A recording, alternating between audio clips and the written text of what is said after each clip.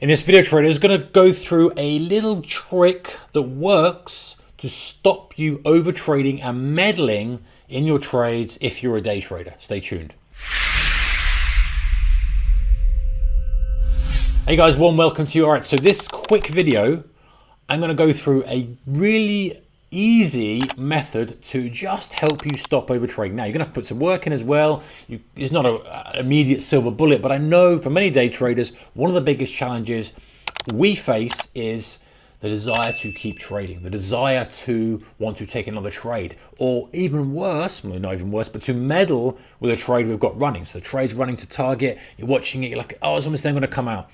Generally speaking, it's trading or doing something in the market that you hadn't pre-planned. That is almost always breaking your rules.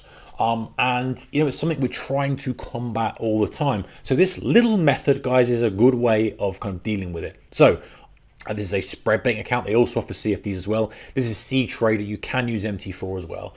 And let's say, for example, I'm kind of sitting here, I'm going, right, I am analyzing Euro USD at the moment. And a daily chart, I'm going fine.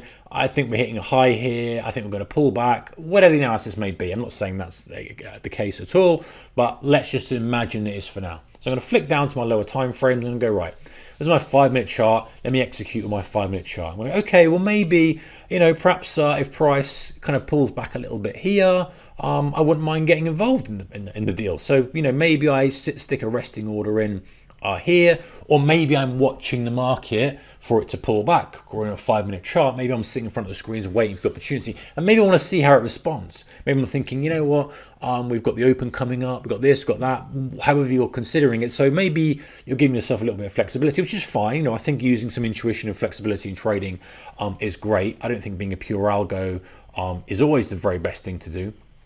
But, imagine the price is now kind of pulling back up to here. And let's say the price had pulled back up to here, and you pulled the trigger.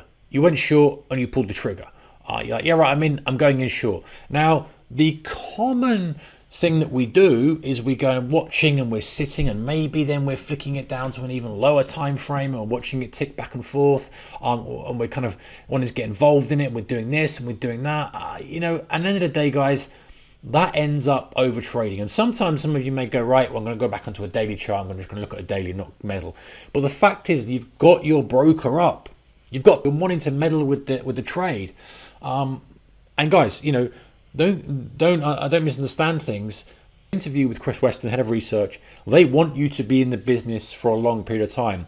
Yes, they want you to trade, because obviously that's how they're making their money. They're making their money from the spread, any overnight holding charges, etc. They want your business. Of course they do. But what they don't want you to do is blow up your account and not be in business. They want steady business for years to come from you. So whilst you might be thinking, well, why it is about longevity. I want you to be in the business a long period of time.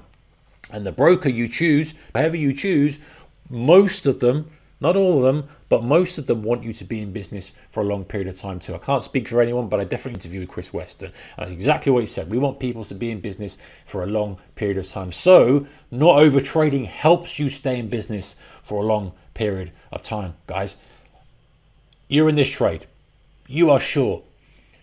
With this thing flashing at you, maybe you've got different layout. Maybe you've got your market screener up. Maybe you've got this, you've got your ticket up. He encourage you to trade. And you shouldn't be encouraged to trade just because the price is moving. So one thing to do, yes, you can step out and you can go into a higher time frame.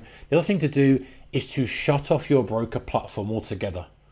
Shut it down. You've got your stop loss in. You've got your limit order in, wherever that may be. You don't need to meddle with it. You can also set alerts at different levels, so you get alerted, say, hey, if the price goes to here, I might not want to close automatically, but I might want to be alerted to it.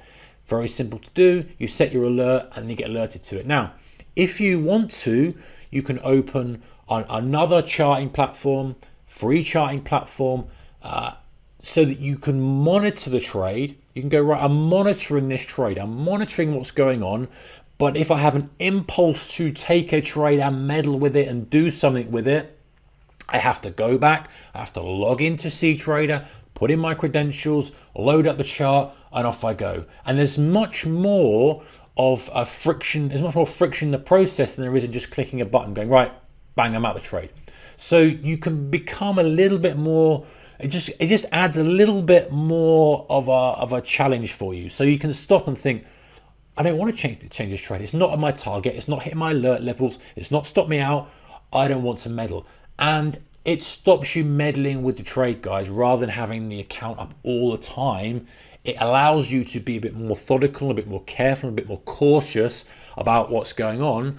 And it stops you over trading. When things are quiet, nothing's going on, it stops you kind of scanning through your markets. Obviously, Pepperstone offer a lot of markets. It stops you scanning through and going, oh, I might trade at AUDNZD and having a little trade on it. You know, it allows you to just take a step back. And like I say, guys, longevity is the key to this business. Even if you're day trading, little day trades, small positions, letting the positions pay you as much as you possibly can before you look for the next position. And, you know, meddling with the trade, over trading can be our biggest nemesis. So it's something to consider, guys.